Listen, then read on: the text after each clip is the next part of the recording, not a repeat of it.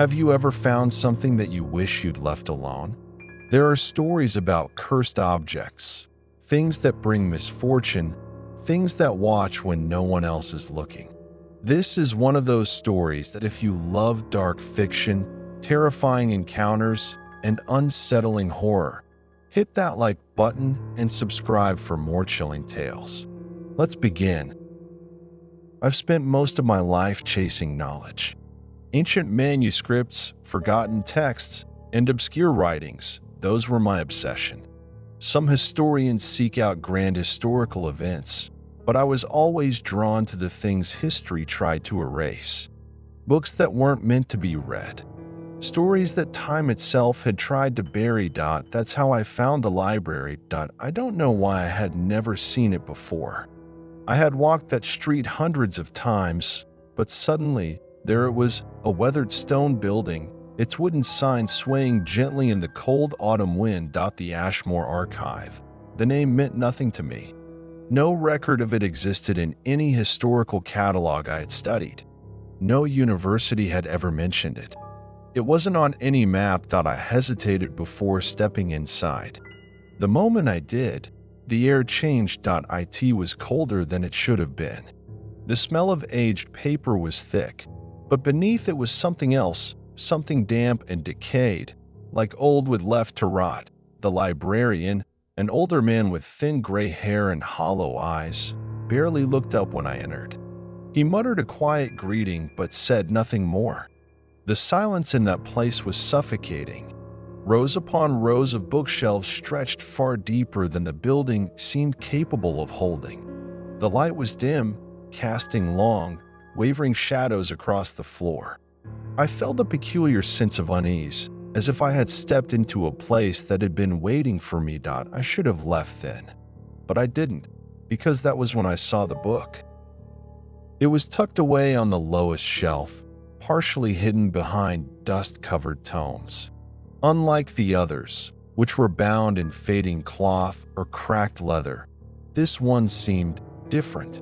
Its cover was dark, almost black, and the texture wasn't like any material I could recognize. When I pulled it free, a thin cloud of dust lifted into the air, and a strange sensation crawled across my skin, like the feeling of being watched. There was no title, no author's name, only a rough, weathered surface and pages that felt too thick, too uneven, almost organic. I opened it. The handwriting inside was erratic, ancient, and yet, somehow, I understood it. The first page was written in a dialect of Latin that should have taken me hours to decipher, but the meaning came to me instantly, as if the words were speaking directly to my mind. This is not a book of knowledge, but a door. Do not read further. My breath caught. The ink was dark, almost glossy, as if it had never fully dried. Despite myself, I turned the page. The second passage was more troubling. You did not find this book. It found you, and now it sees you. I snapped the book shut. The room suddenly felt smaller, the silence heavier. I glanced around, expecting to see the librarian watching me, but he was still hunched behind his desk, indifferent to my presence. That I should have put the book back. I should have walked out and never returned. But the book had already chosen me, and leaving was no longer an option. I took the book home that evening, slipping it into my bag with a strange sense of unease. It wasn't like me to be superstitious, but something about it lingered in my mind long after I left the library. The air in my apartment felt wrong when I stepped inside. Maybe it was just my nerves, but I had the distinct impression that the space wasn't empty, that something unseen had come inside with me. I set the book down on my desk and stepped back, staring at it as if it might move on its own for a long moment. Nothing happened. Then, from the corner of my eye, something shifted. I turned quickly, heart pounding, but there was nothing there. Just my reflection in the darkened window, my face pale against the glass. But I wasn't standing still. My reflection was a half second too slow, tilting its head just a moment after I had already moved. I froze. The delay was so slight, so subtle, that I might have dismissed it, if not for one chilling detail. Its eyes weren't looking at me. They were looking at the book. I didn't open it again that night, but I could hear it started as a whisper, so faint that I thought it was my own breath at first. A soft, indecipherable murmuring from somewhere in the room. I turned over in bed, pressing my face into the pillow. It's just in your head. But the whispers continued, and slowly I realized they were coming from the book.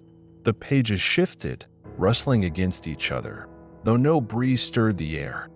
I forced myself to ignore it, to close my eyes and will myself to sleep. At some point, exhaustion overtook me, but I woke up to a new terror. The book was no longer on my desk. It was open on my bedside table, and someone had turned the pages. I didn't touch the book. For a long time, I just sat in bed, staring at it, my breath slow and shallow. I had left it on my desk before I went to sleep. I was certain of that. And yet, here it was, open to a page I hadn't turned. A passage had been underlined, though I hadn't used a pen. To read is to be seen. To be seen is to be taken. A shiver ran down my spine. My hands clenched into fists, my nails digging into my palms. The air felt thick, heavy, pressing down on me like the weight of 1,000 unseen eyes. Something was in the room with me. I couldn't see it, but I could feel it. I turned slowly toward the window. The glass was dark, reflecting only the dim light from my bedside lamp. But as I stared, my breath caught in my throat. There was something behind me. A shadow, tall and thin, standing in the far corner of the room, not moving, not breathing, just watching. I spun around. The corner was empty. I barely slept that night. Every time I closed my eyes, I felt the presence lurking just out of sight, waiting. The next morning, I made up my mind I would return the book, but when I arrived at the library, it wasn't there. The street where I had found it was lined with familiar buildings, shops I had seen before, a small cafe I had visited a dozen times, but the library was gone. No sign of it. No empty lot where it might have stood. No trace that it had ever existed. I asked a passerby if they knew of the Ashmore archive. They just frowned at me. Never heard of it. The librarian. The rows of bookshelves. The cold, damp air. Had it ever been real? A deep, crawling dread settled in my gut. And then I noticed something else. Across the street, in the reflection of a shop window, a shadow stood behind me, and this time, it wasn't a trick of the light. I ran home. I don't remember how I got there, whether I took a cab, whether I ran the whole way, but I remember the feeling in my chest. A pressure, like hands pressing against my ribs, something unseen closing in. When I stumbled into my apartment and slammed the door behind me, the air was still wrong. Thick, stifling, and the book was waiting for me. It sat on my desk, exactly where it had been before I left. But I had taken it with me. I had held it in my hands. I had carried it to the library, and yet, here it was. As if it had never left. A cold wave of nausea washed over me. My knees nearly gave out. I stepped closer, hesitating, then reached for the book with shaking fingers. The pages had changed. The words were no longer ancient, no longer written in Latin. They were in my own handwriting. There is no way to return it. It belongs to you now. I didn't leave my apartment after that. Not that it made a difference. The lights flickered, the air grew colder, and I could hear it. The thing that watched me. It didn't breathe. It didn't make a sound. But it was always there, standing just outside my vision. At first, I only caught glimpses. A shadow too tall, too thin, standing just beyond my reflection in the window. a shape disappearing around corners as I turned my head. Then, one night, I heard it move. The floorboards creaked. A slow, deliberate step. I sat up in bed, my pulse hammering in my throat. The room was dark, too dark, as if the shadows had deepened, thickened, spilled into the air itself. I reached for my bedside lamp. My fingers brushed the switch, and a voice whispered from the darkness, "Don't turn on the light." I froze. The voice was right next to my ear. I didn't move. I didn't breathe. The silence stretched impossibly long, thick as the darkness around me. My skin crawled with the certainty that something was standing beside my bed, watching. I wanted to turn on the light. I wanted to see, but I couldn't, because the moment I saw it, it would see me too. I clenched my fists, forcing my breathing to steady. I had to leave. I couldn't stay here. The book had found me once, but maybe, just maybe, I could outrun it. I counted to 3. And then I bolted. I didn't stop to grab anything. I didn't even put on my shoes. I just ran, yanking the door open and stumbling into the cold night air. The streets were empty. No cars, no people, no sound, just the dim, flickering glow of the streetlights and the shifting shadows beneath them. I didn't know where I was going. I just kept running, my breath coming in ragged gasps, my heart a frantic drum in my chest. I turned corner after corner, trying to get as far away as possible, and then I saw it, the library.